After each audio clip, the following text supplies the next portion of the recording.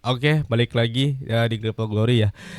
Di sini gue akan ngebahas review Yepingan gue di AEW Revolution kemarin.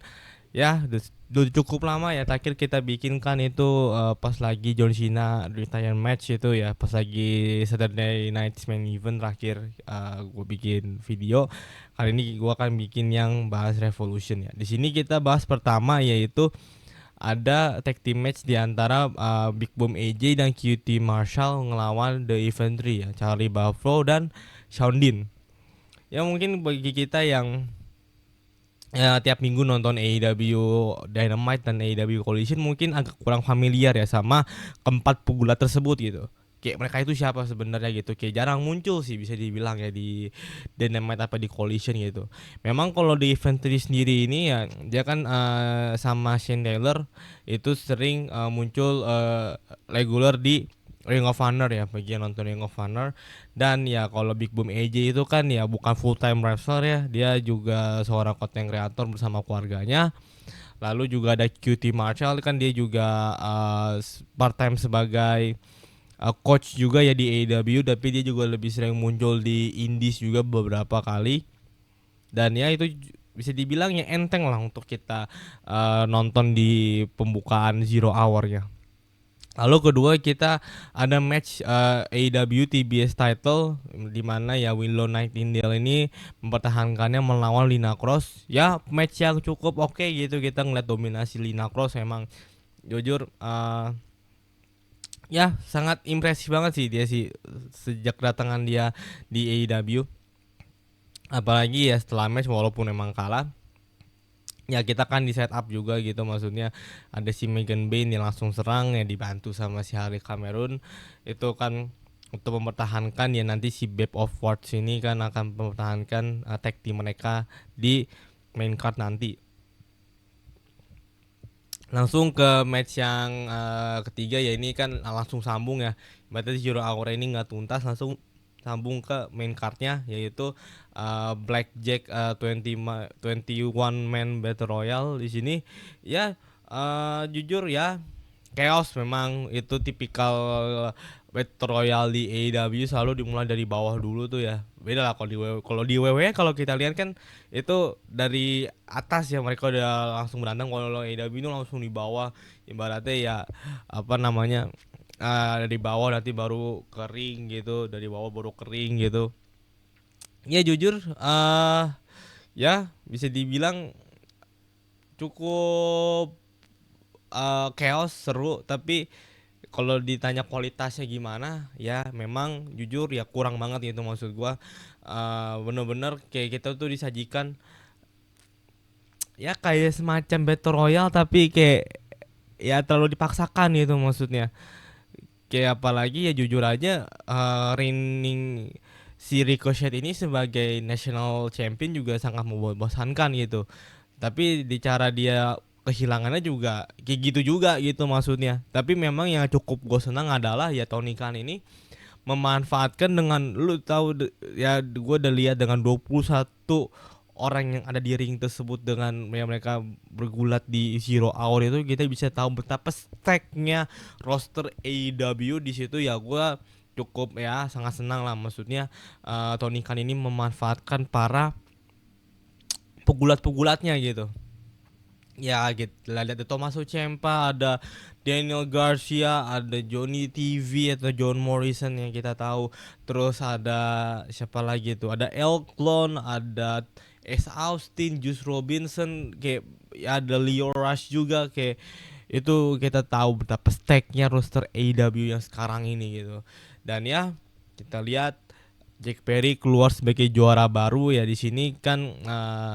Itu ya sempat lihat juga di Twitter gitu. Kalau misalnya di 2000 berapa? 2011 ya waktu itu di arena yang sama kan si Jack Perry ini bersama bapaknya itu kan nonton SummerSlam ya di In Front of Shit apa Sid.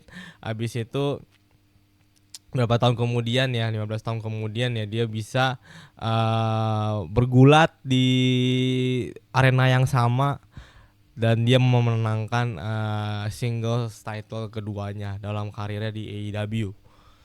Nah, langsung kita ke main cardnya ya di sini ya. Di main cardnya yang pertama di sini ada The Young Bucks lawan FTR ya. Jujur ini udah berapa kali kita sering lihat ya dari kedatangannya FTR di 2020, kayak mereka tuh sering feud sama Young Bucks ya, antara Young Bucks yang heel, nanti FTR yang heel, nanti sebaliknya Young Bucks yang face, baby face, FTR yang baby face. Kayak jujur mereka tuh nggak pernah bosenin sama sekali. Kayak gue sangat seneng gitu, maksudnya ngelihat Young Bucks ini melawan FTR itu tuh kayak selalu bagus gitu. Maksudnya kan terakhir mereka ketemu kan ya di All In tahun lalu ya.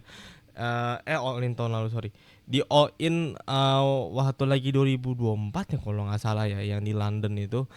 Tapi jujur kayak nggak pernah bosenin gitu ngelihat mereka bergulat sama sekali gitu. Kayak apa namanya, chemistry mereka tuh bagus banget gitu. Kayak ya apalagi di Revolution ini kita ngelihat kayak awal-awal tiba-tiba si Nick Jackson itu berdarah-berdarah gitu kan. Maksudnya kayak sangat storytelling itu sangat oke lah gitu. Maksudnya di mana ya di Young Bucks ini ngebawa keluarganya untuk menyaksikan gitu kan. Maksudnya ya karena kan di California ya, di kampung mereka ya, ya tapi berakhir dengan kekalahan gitu.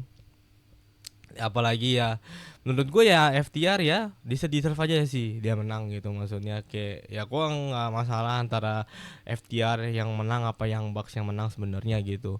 Tapi jujur yang gue nggak expect adalah ya setelah matchnya, yang dimana ya ada si Cobb dan Christian itu kembali ke AEW. Di sini bener-bener kayak ya jujur gue nggak expect sama sekali gitu. Yang dimana ya kita kan tahu sendiri Cobb dan Christian itu kan terakhir muncul di AEW All In tahun lalu ya. Yang dimana kan ya si Cobb-nya itu kan memutuskan untuk rehab dari ring sebentar ya karena si FTR itu menyerang istrinya gitu ya. Walaupun sebenarnya kan di aslinya itu ya si Cobb ini ada syuting Percy Jackson kan, dikabarkan di beritanya kayak gitu. Dan di sini ya apa cukup interesting ya kita ngelihat duo bapak-bapak yang udah tua ini. Ya kemungkinan besar dia akan punya beberapa step dulu nih sebelum dia bisa ambil AEW Tag Team Champion dari si FTR ini melawan berapa tag team yang mungkin menurut gua nggak expect juga. Maksudnya kalau kita akan melihat Cobb dan Christian ini ngelawan The Young Bucks, kayak ya tahu sih mereka udah tua sih dua-duanya sih, tapi masih bisa bergulat gitu maksudnya. Tapi gua nggak sabar banget sih ngelihat mereka bergulat gitu. Dan langsung kita lanjut ke Tony Storm ngelawan Marina Shafir. Oke, di sini memang match ya di bawah 10 menit lah bisa dibilang ya, 9 menitan. Di situ memang matchnya kalau dibilang bagus ya emang enggak sih ya, biasa aja lah. Maksudnya matchnya mid gitu. Kayak kita ngelihat dominasinya Marina Shafir dari awal ya. Terus ya ditutup dengan Tony Storm yang punya celah untuk ngepin Marina Shafir. Dan di sini memang interestingnya adalah ya setelah matchnya ya dia di mana waktu lagi ya si Tony Storm itu lagi jalan menuju belakang, tiba-tiba ada Ronda Rousey ya, tiba-tiba dia muncul, dia malah menantang Tony Storm untuk ayo maju sini ayo gitu, belum kelar kan pasti lu masih ingin bergulat lagi gitu. Dan ya dijawab sama Tony Stormnya, tapi kan langsung udah dicegat duluan ya sama keamanan. Dan di sini yang gue mau bahas nih, maksudnya jujur gue tuh bukan fansnya Ronda Rousey gitu. Maksudnya dari dia dulu di WWE sampai ya dia kan keluar, habis itu ya apa sempet kan terakhir dia dia punya match satu tuh di Netflix ya katanya. Gue sih nggak nonton yang itu ya. Dan tiba-tiba dia muncul di AEW. Kayak jujur ya bisa dibilang agak kasihan aja sih sama roster wanita yang lain yang menurut gua. Apalagi kita lihat AEW itu kan banyak banget ya roster woman yang kayak terakhir aja ya, ada yang desain itu kan ada si Hian dan Maya World ya. Tapi kan mereka munculnya regularly di Ring of Honor gitu.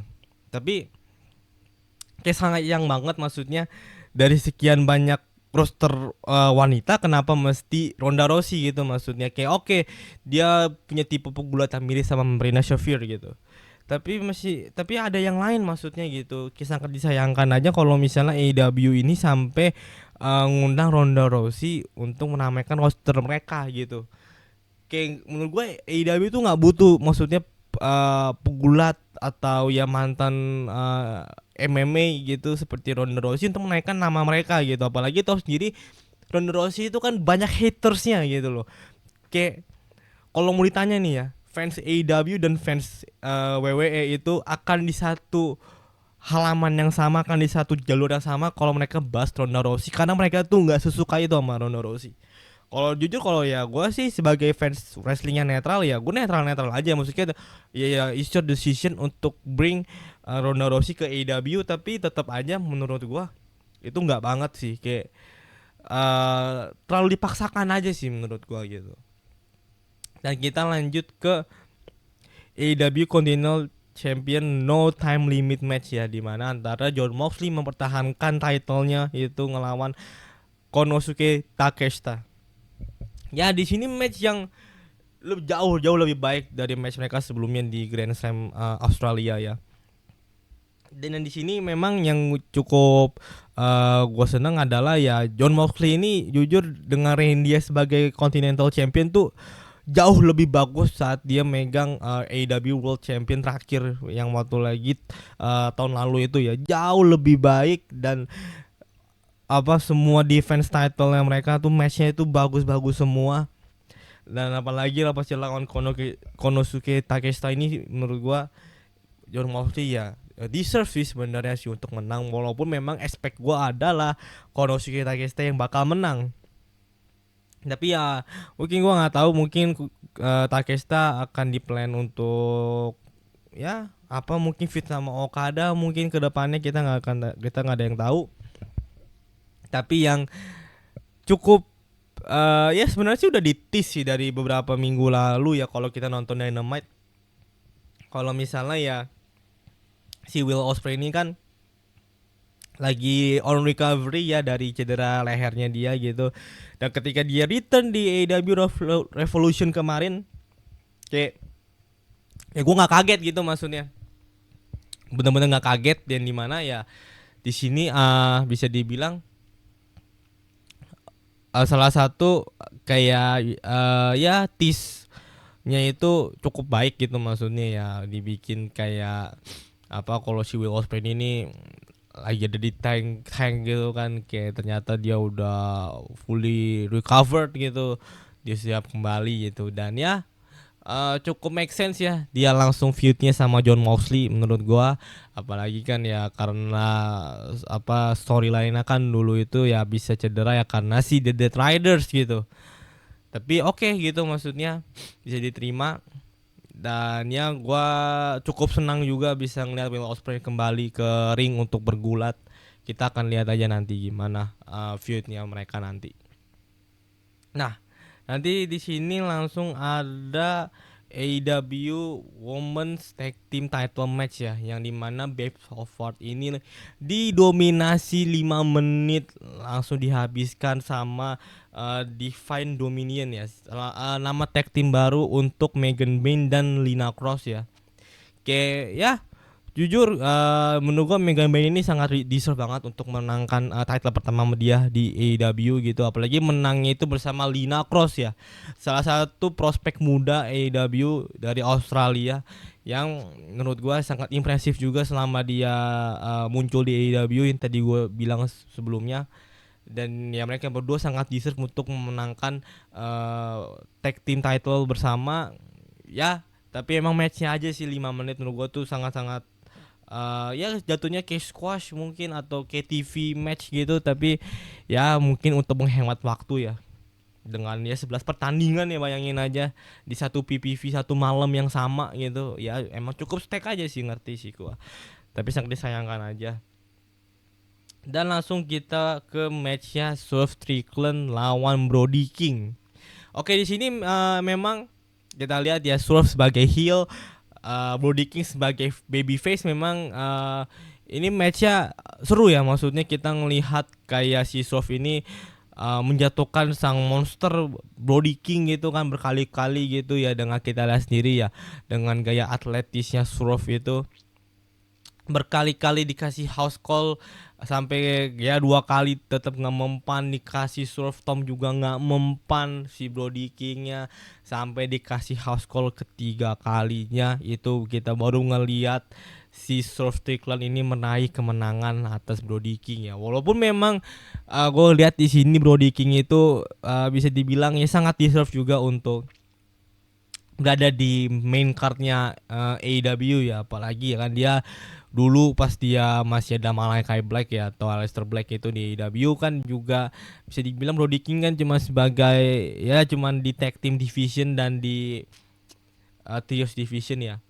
Tapi dengan adanya sekarang dia apa namanya masuk ke singles division, menurut gue Brody King itu sangat-sangat improve jauh sekali.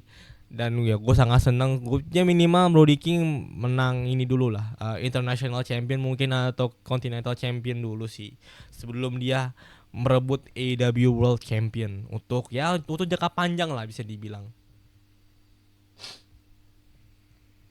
Dan ya yang kita lihat juga di setelah matchnya itu kan si Swerve kan menang ya, dan di situ kan mau ditimpuk pakai batu ya, si pakai bata no si Brody King, tiba-tiba ya ada Kenny Omega return. Di sini gue cukup senang ya dengan ada kembalinya Kenny Omega gitu ya, karena kan kita tahu sendiri kan terakhir Kenny Omega muncul itu kan pas lagi matchnya lawan Swerve ya, kena babak belur, dan sekarang dia udah kembali bersama Brody King. Dan di sini interesting partnya ya, yang dimana kita lihat kan ya Swerve ini kan selama ini kerja sendiri ya, kayak semenjak jadi heel dia nggak ada backupan dari siapapun. Dan dimana ya makin kita bertanya kan ya dia feudnya sama si Brody King gitu, ditambah ada Kenny Omega yang kedatang kembali. Pertanyaan kita adalah siapa yang akan backup si Swerve Strickland? Di sini ya yang menjadi pertanyaan, dan ya udah pasti harusnya kalau misalnya kita mau pair si Kenny Omega dan Brody King sebagai tag team untuk sama-sama menghancurkan Swerve Strickland, harusnya ya Brody King Swerve Strickland ini punya backupan. Tapi menurut gua backupan yang paling pas adalah Keith Lee. Ya kita harus melihat Swerve in Our Glory itu kembali, tapi kita kan nggak tahu ya update kondisi dari Keith Lee ini gimana healthnya kan, ya bisa dibilang kan pas dia kena COVID terakhir itu kan kesehatannya kan sangat-sangat menurun drastis ya Keith Lee ini. Dan ya gue berharap sih sebenarnya Keith Lee sih untuk ya kita lihat reuninya mereka gitu. Tapi kalau misalnya memang si Keith Lee ini belum fully recovered, ya sebenarnya sih bisa aja Wardlow gitu. Tapi kan Wardlow juga kemungkinan kan juga belum bisa kembali ya, karena dia cedera terakhir itu di All In tahun lalu, masih cedera dan belum ada update-nya ya. Kita masih belum tahu ya siapa yang bakal backup Swerve. Tapi semoga sih, gue pengennya sih Keith Lee sih. Gue jujur ya, gue tuh salah satu fansnya Keith Lee. Karena ya zaman-zamannya di NXT Black and Gold itu peak karirnya Keith Lee menurut gua, di saat dia menang 2 title, menang NXT Champion sama North American Champion at the same time. Menurut gua itu sangat-sangat bagus banget itu performanya dia. Dan ya karena dia lagi healthnya lagi nurun banget, tapi gua berharap Keith Lee bisa segera kembali aja sih. Langsung kita matchnya ke best 2 out of 3 falls AEW Women's World Champion di antara Tekla melawan Kris Statlander ya. Di sini jujur matchnya cukup baik ya. Gue kasih rating ya 3.75 lah, 3.75. Di mana ya di sini kita ngelihat Tekla ini ya, menurut gue Tekla itu menjadi Women's World Champion tuh sangat baik menurut gue. Kayak decisionnya ketika AEW menjadikan dia Women's World Champion tuh menurut gue is the best decision, karena Tekla itu jujur gue tuh kan ya udah tahu dia pas dia di pair tag team bersama Julia di Stardom kan, dan ngeliat dia sebagai singles women di AEW, menurut gue Tekla ini sangat-sangat deserve banget untuk memenangkan kata tertinggi gelar wanita di AEW gitu.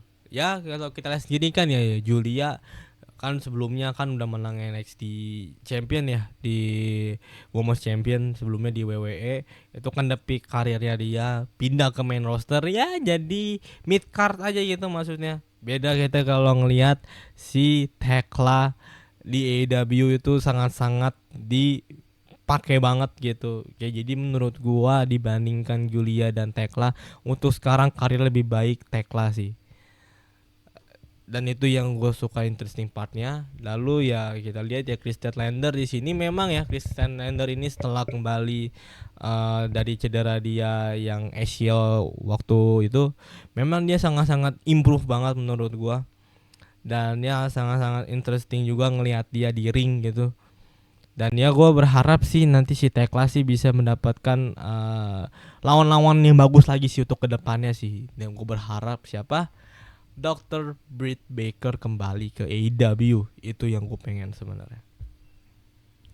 Langsung kita ke AEW World Trios Title Match ya, di antara Proto Kada dan Mark Davis melawan Jet Speed dan Mystico ya. Di sini memang menurut gua nggak expect sih kalau misalnya si Jet Speed itu bakal di pair sama Mystico gitu maksudnya.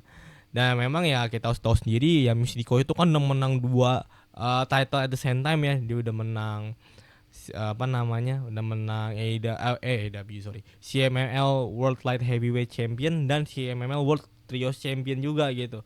Dan menurut gua di situ ya sebenarnya sih hanya match pelengkap aja sih sebenarnya sih. Dan gue ya sebenarnya expect-nya adalah si Proto Kada dan Mark Davis yang retain gitu. Tapi di sini malah dibikinnya si Jet Speed dan Mystico yang menang. Memang matchnya itu seru, kayak apa ya, menghibur. Terus dengan sangat kita ngelihat performanya Mystico itu gila, itu emang orang emang top sih dibanding dia dulu di WWE sebagai Sin Cara. Itu jauh banget. Jangan yang compare antara Sin Cara dan Mystico, itu udah kayak bumi sama langit lah, jauh banget. Dan di sini kita ngelihat ya apalagi di pair sama Jet Speed ya, Mike Bailey dan Kevin Knight, dua atletis yang sangat-sangat cocok banget untuk di pair ternyata. Dan ya gue baru pertama kali ngeliat mereka sebagai trios dan langsung ngeklop banget gitu menurut gue. Dan ya kita ngeliat Kazuchika Okada, ngeliat Carl Fletcher dan Mark Davis, ya mereka kalah gitu. Ya untuk reign yang sangat singkat yang bisa dibilang, tapi ya oke lah maksudnya gitu. Seenggaknya kita ngelihat Aussie Open ya, Carl Fletcher dan Mark Davis itu mendapatkan title trios ya. Gue kira sih sebenarnya sama Will Ospreay, tapi ya ternyata Kazuchika Okada emang ya AEW ini selalu membalik-balikan kebenaran gitu. Kebenaran sih, membalikan ini ya, yang seharusnya gitu bisa dibilang. Ya kita kan nggak ada yang expect ya, sebelumnya kita bakal ngelihat kalau The Young Bucks itu bakal trio sama si Kazuchika Okada. Dan ya gue juga nggak expect kalau misalnya Aussie Open ini bakal jadi trios champion bersama Kazuchika Okada gitu. Ya itulah keajaibannya AEW yang sebenarnya gitu. Lalu kita masuk ke match yang salah satu singles match yang gue suka juga nih, ngelihat dua luchador antara Andrade melawan Bandido. Bener-bener di sini ini salah satu match yang paling gue suka di AEW Revolution ya, dimana kita ngelihat performa yang Andrade itu gila banget. Kayak setelah dia keluar dari WWE itu kayak bener-bener wah, mind blowing banget. Kayak bener-bener potensinya itu tuh keluar banget si Andrade. Kayak bener-bener AEW itu tuh kayak gak mau mengulangi kesalahan yang sama sebelumnya ketika dia nge-sign in Andrade dipakai bener-bener bagus banget, apalagi lawan yang sepadan ya, yaitu si Bandido. Bener-bener Bandido juga di sini mengeluarkan performa terbaiknya dia gitu. Kayak gua nggak expect banget, maksudnya mereka punya match yang bagus, punya chemistry yang bagus banget di sini. Memang ya kita ngelihatnya Andrade keluar sebagai juara, tapi memang Bandido tuh juara di hati men. Kayak nih pegulat nih semenjak dia apa semudah dia cedera pergelangan tangannya ya, pergelangan tangannya kan sempat cedera sampai hampir 2 tahun dia kagak bergulat. Di sini benar-benar gua ngeliat Bandido itu sangat-sangat layak sih, sangat-sangat layak mendapatkan performa yang baik. Dan di sini Andrade juga menurut gua dengan menangnya ini menurut gua sangat deserve banget. Kita ngelihat Andrade setelah dia keluar dari WWE itu tuh is the best version Andrade that I ever seen. Dan di sini memang pertarungan yang paling gue suka juga sih di singles matchnya PPV AEW Revolution selama ini. Langsung ke Tornado Six Man Tag Team Match ya, dimana kita ngelihat The Conglomeration di mana Orange Cassidy dan Roderick Strong ini bersama Darby Allin melawan The Dogs ya, David Finlay, Clark Connors dan Gabe Kidd ya di sini. Di sini menurut gua matchnya ya bisa dibilang chaos ya. Bisa di chaos, terus ya match yang standar untuk ibaratnya ya penyelang sebelum ke main event lah, untuk refreshing enteng-enteng dulu nih gitu kan, biar nggak berat gitu kan. Sebelumnya kan di Andrade lawan Bandido itu kan udah berat ya menurut gua. Langsung dia disajikan match yang enteng-enteng dulu nih sebelum ke main event. Memang matchnya gua nggak expect ternyata bagus sih untuk ukuran 12 menitan. Kayak dimana ya gua ngelihat chemistry-nya antara si Gabe Kidd dan Darby Allin ini emang bagus gitu maksudnya. Dan ya gue juga nggak expect sebenarnya kalau misalnya si Roderick Strong, Orange Cassidy dan Darby Allin yang keluar sebagai pemenangnya di sini gitu. Tapi gue sangat impresif ngeliat performanya Gabe Kidd dan David Finlay di sini, dan ya Clark Connors juga lah gitu maksudnya. Performa The Dogs di sini nggak mengecewakan sama sekali. Dan ya gue berharap sih emang The Dogs ini nih menang Trios Championship ke depannya. Dan langsung kita disajikan main eventnya ya. Di sini cukup ya main event yang sangat-sangat bisa dibilang ya lama ya. Matchnya aja 45 menit lebih ya. Di sini kita ngelihat MJF melawan Hangman Page ya di sini. Jujur di awal aja gue ngeliatnya aja udah ngilu banget. Memang gue sebagai fans yang kurang suka dengan deathmatch gitu, emang ngilu banget sih, jujur ngilu banget. Kayak ngelihat match yang Texas Deathmatch ini kayak bener-bener sengilu itu pertama. Kedua, gue nggak expect kalau kalau misalnya masalah cekrek-cekrekan gitu itu emang udah sering lihat gitu maksudnya. Tapi yang bener-bener gue nggak expect, yang gue ternyata gua sampai merinding sebenarnya tuh ngelihat yang pas si MJF itu suntikin mulutnya si Hangman di sini nih. Itu pakai suntikan sampai bolong. Itu jujur itu disgusting banget, kayak disturbing banget ngelihatnya gitu. Kayak mungkin bagi orang yang fans wrestling entertainment, fansnya WWE ngelihat apa match AEW kayak gitu, mungkin mereka juga akan muntah, mungkin akan jijik ya, akan menghujat ya. Tapi memang bagi fans yang ya suka hardcore, yang suka nonton indies, mungkin nanti itu udah hal yang biasa, karena memang bahkan ya kalau kita lihat di indies pun lebih brutal lagi gitu maksudnya, kayak jauh lebih brutal lagi gitu kan. Tapi memang ya namanya AEW ya, kalau misalnya PPV mereka kagak brutal itu bukan AEW namanya gitu. Memang matchnya itu terlalu lama sih, jujur agak bosenin lah bisa dibilang. Tapi Interestingnya adalah mereka bisa menyajikannya itu dengan bagus gitu, kayak bener-bener kita ngelihat ya MJF sebagai acting partnya, kita ngelihat kerja kerasnya Hangman untuk menaikkan intensitas matchnya itu sangat-sangat bagus, dan disitulah menurut gua keajaibannya di situ.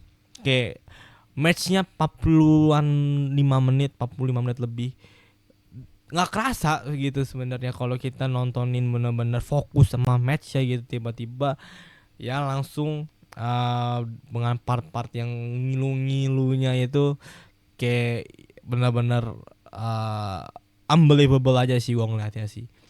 Dan ya kita ngelihat cara si MJF retain juga sama persis ketika Hangman itu memenangkan AEW World Championnya di All In Texas.